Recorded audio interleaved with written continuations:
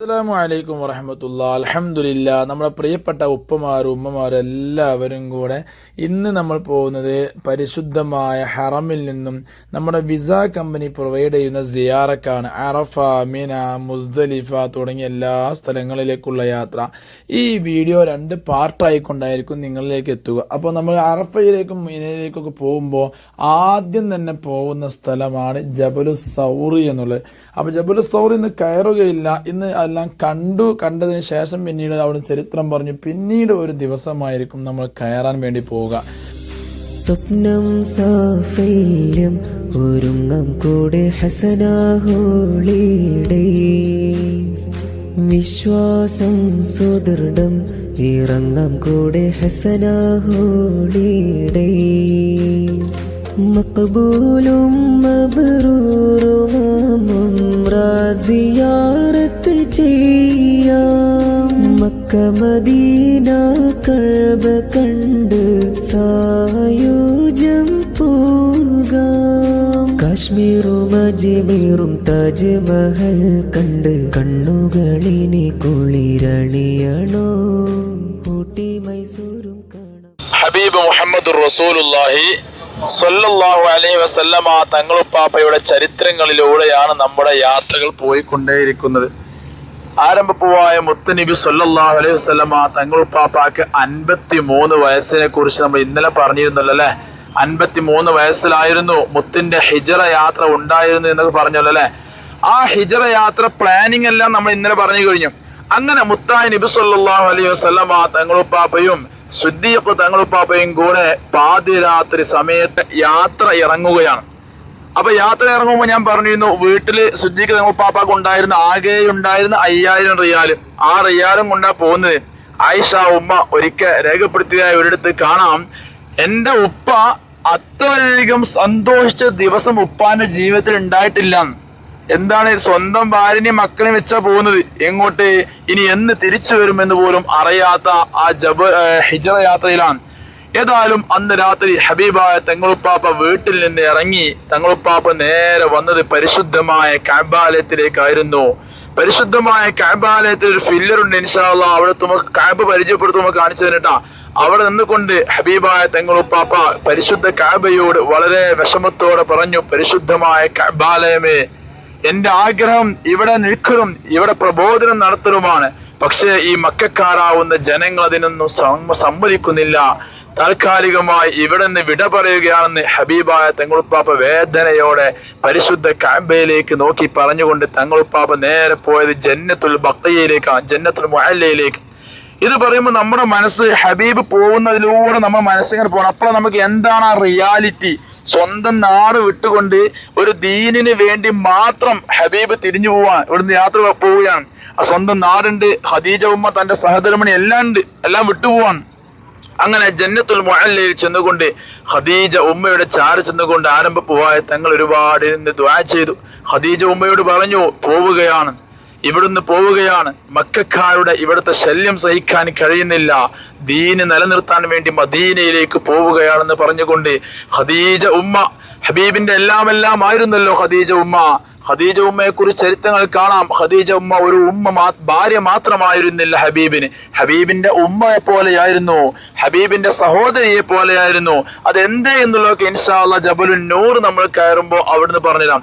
അങ്ങനെ ആ അവിടുന്ന് ഇറങ്ങിക്കൊണ്ട് 2 പേരും നേരെ വന്ന് സിദ്ദീഖ് തങ്ങളുപ്പാപ്പയും ഹബീബായ തങ്ങളുപ്പാപ്പയും നേരെ വന്നുകൊണ്ട് കയറിയ മലയാണ് ഈ കാണുന്ന ജബലുൻ സൗർ എന്ന് പറയുന്ന ആ പർവ്വതം.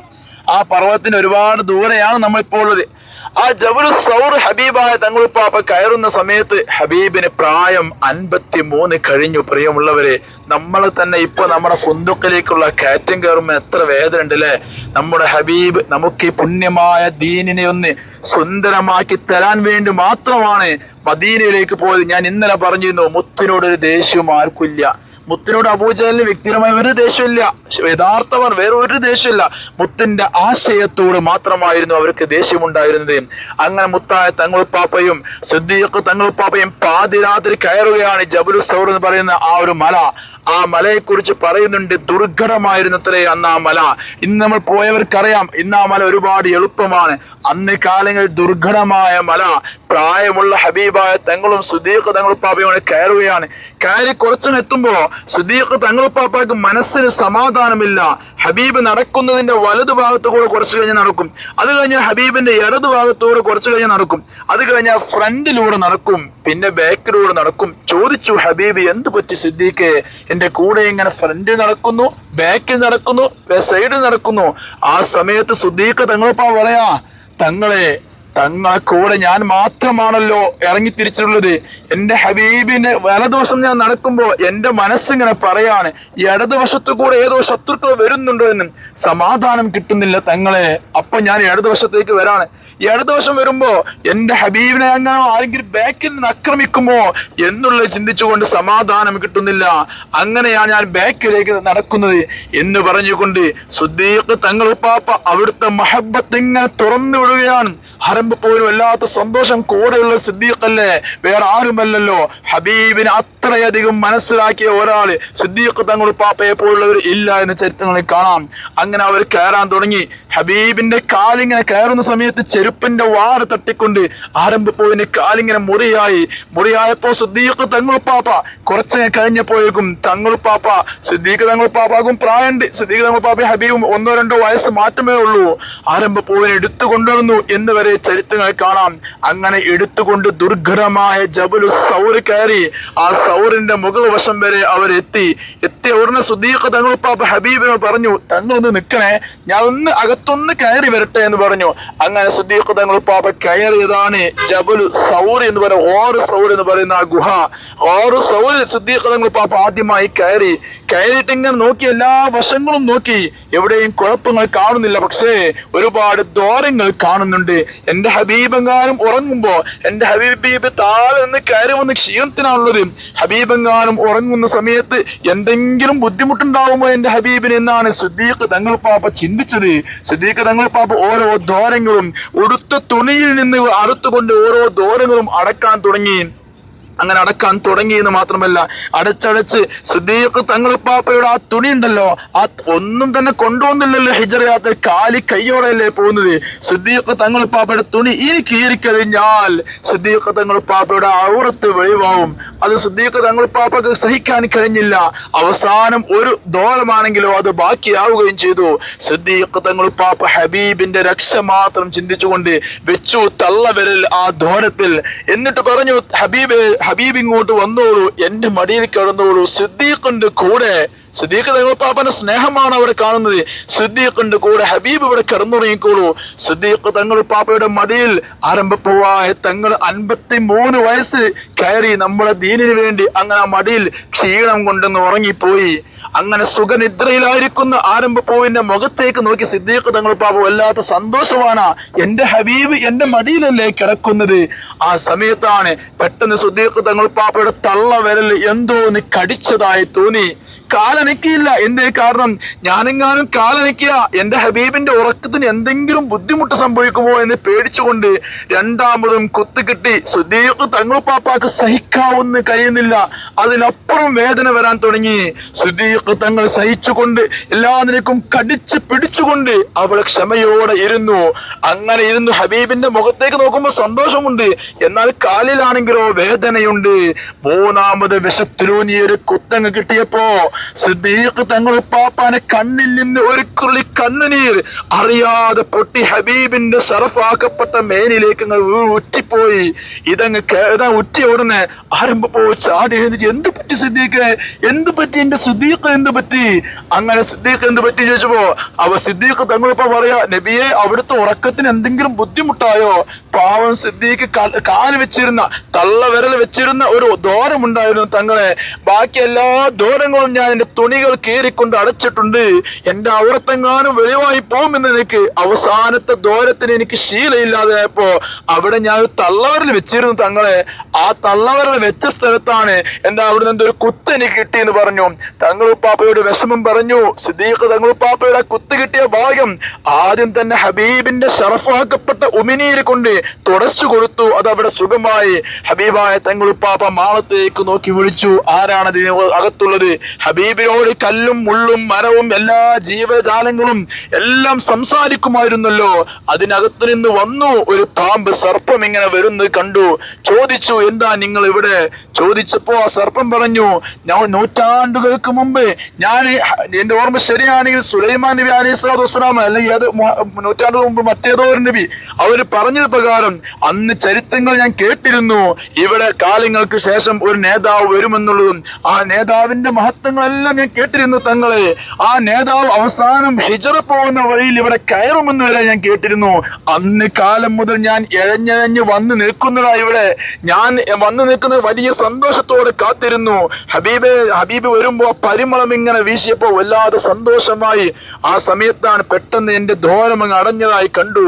ആ ഒരു മറ മാറ്റാൻ വേണ്ടി മാത്രമാണ് ഞാൻ കുത്തിയത് എന്ന് ആ പാമ്പ് ഹബീബായ തങ്ങളുപ്പാപ്പയോട് പറഞ്ഞു എന്ന് ചരിത്രമായി കാണാം.